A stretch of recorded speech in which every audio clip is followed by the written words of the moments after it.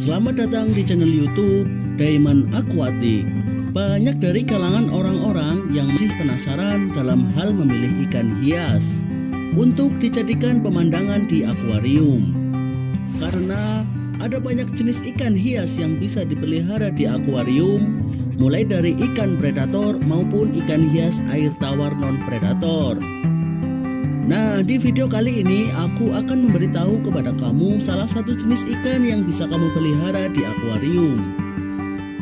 Tapi sebelum itu jangan lupa subscribe sebagai bentuk dukungan kamu ke channel ini dalam hal pengetahuan dunia ikan, akuarium, dan lainnya. Kali ini aku akan memaparkan beberapa hal tentang ikan hias yang sering dipelihara, yaitu ikan moli. Tentunya kita tak asing dengan namanya ikan moli. Ya, ikan moli merupakan ikan bertubuh kecil yang sering dipelihara di kolam, bahkan dijadikan hiasan dalam akuarium atau aquascape. Sesuai dengan namanya, ikan moli merupakan ikan hias yang cocok dipelihara sebagai hiasan. Dengan banyaknya macam dan corak yang indah, ikan hias moli dapat digunakan sebagai hiasan di kamar, ruang tamu, atau dimanapun.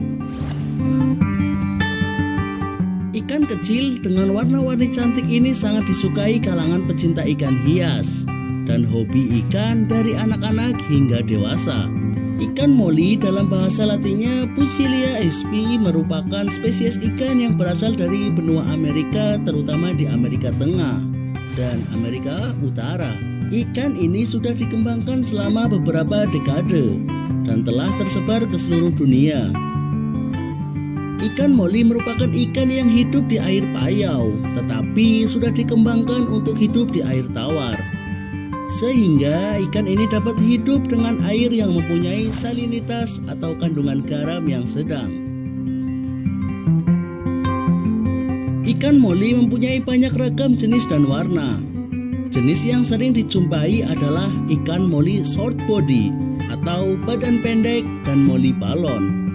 Dari hasil persilangan pun warna dari ikan ini bermacam-macam, dari hitam, kuning, orange, merah, dalmatian, dan warna kombinasi lainnya. Sehingga sangat cocok dijadikan hiasan pada akuarium Anda. Ikan moli mempunyai sifat yang damai dan tidak agresif, sehingga dapat digabungkan dengan ikan lainnya.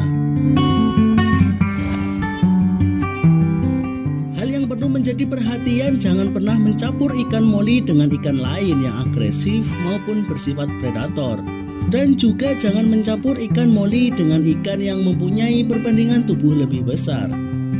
Sebagai rekomendasi, apabila ikan moli ditempatkan dalam akuarium, secara gerombol usahakan jumlah ikan moli betina lebih banyak daripada jantan.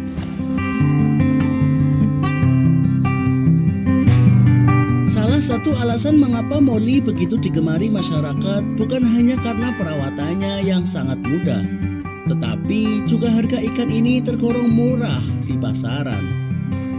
Ikan ini mudah ditemukan di tempat penjual ikan hias, serta harga yang ditawarkan juga sangat beragam. Ikan moli paling murah dijual dengan rentang harga mulai dari Rp1.000 hingga Rp20.000 per ekornya. Biasanya semakin langka atau menarik warna pada ikan moli tersebut, maka semakin tinggi pula harganya. Membudidayakan ikan moli jenis langka sangat menguntungkan karena harganya cenderung naik. Bagi kalian yang ingin menjadi peternak ikan moli, penting untuk mengetahui perbedaan ikan moli jantan dan betina, serta cara mengawinkannya. Ikan moli sudah populer di kalangan pecinta ikan hias.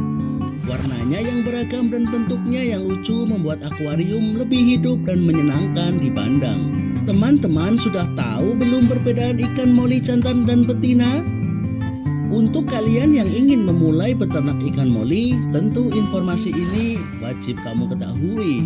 Sekilas bagi yang tidak mengetahui, ikan moli jantan dan betina memang terlihat mirip. Tetapi jika diperhatikan, bagian tubuh mereka berbeda sesuai dengan fungsi masing-masing loh. Ikan moli betina lebih besar. Dilihat dari ukuran badan, kalian akan menyadari kalau badan ikan moli betina lebih besar. Ikan moli betina nantinya akan menyimpan anakan ikan moli di perutnya. Jadi ukuran besar ini sesuai dengan fungsinya ya. Sirip ikan moli jantan lebih menarik. Sirip yang ada di ikan moli jantan dan betina berbeda.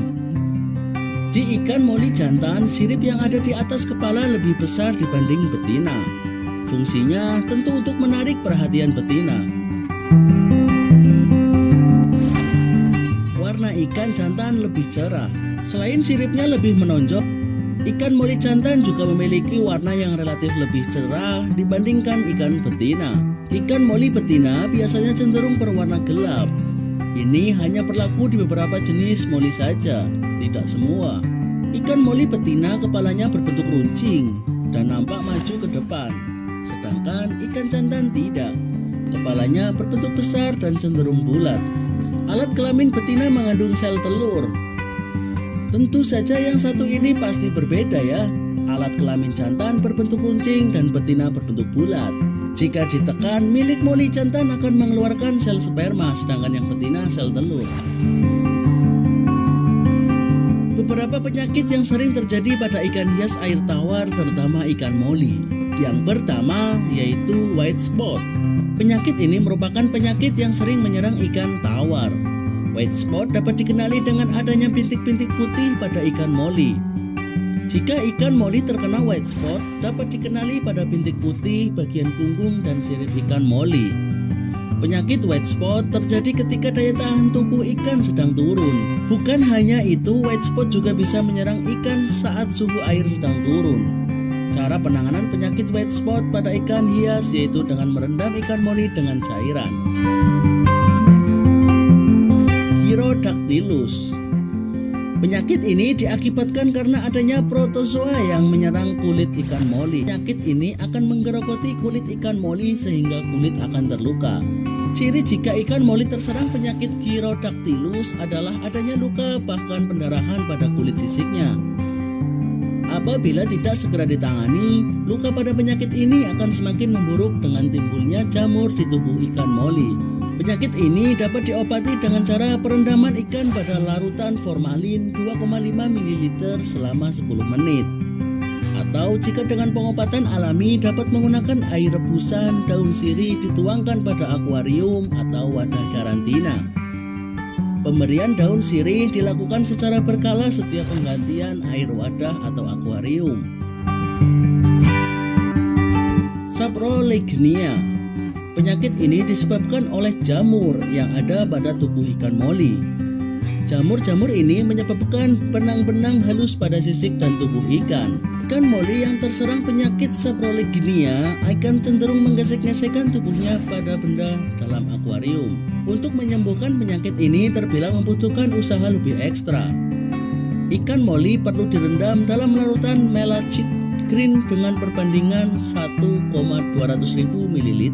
Perendaman dengan larutan melachit green dilakukan selama 1,5 jam. Jika menggunakan metode pengobatan alami, dapat menggunakan air rebusan daun sirih dengan dosis lebih. Pengobatan dilakukan berulang-ulang sampai ikan benar-benar sembuh, ditandai dengan keaktifan dan nafsu makan ikan moli yang baik. Argulus adalah parasut kutu pada ikan. Kutu ini akan menyerang dan hidup dengan menyerap darah ikan. Kutu ikan jarang sekali ditemukan pada ikan moli yang dipelihara di akuarium. Umumnya kutu ikan menjangkit ikan-ikan moli yang dipelihara di kolam. Jika ikan moli terkena kutu Argulus ini dapat dilihat pada insang ikan dan perut ikan yang memerah. Kutu ini dapat dihilangkan dengan cara sederhana, yaitu dengan garam dapur saja.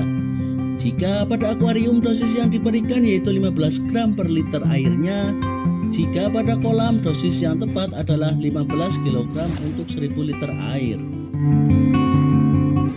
Itulah tadi seputar pengetahuan ikan moli dan tips bila kamu ingin memeliharanya di akuarium. Apakah kalian menyukainya atau malah ingin memeliharanya? Tulis saja jawaban kamu di kolom komentar ya. Setelah itu lanjut kamu siapkan akuariumnya, lalu carilah ikan moli dengan jenis yang kamu sukai. Jangan lupa tinggalkan pesan di kolom komentar ya, ikan apa saja yang kamu ingin bahas di channel ini. Terima kasih sudah menonton video ini, semoga bermanfaat. Jangan lupa subscribe, like, serta komen. Nantikan video berikutnya di channel YouTube Diamond Aquatic.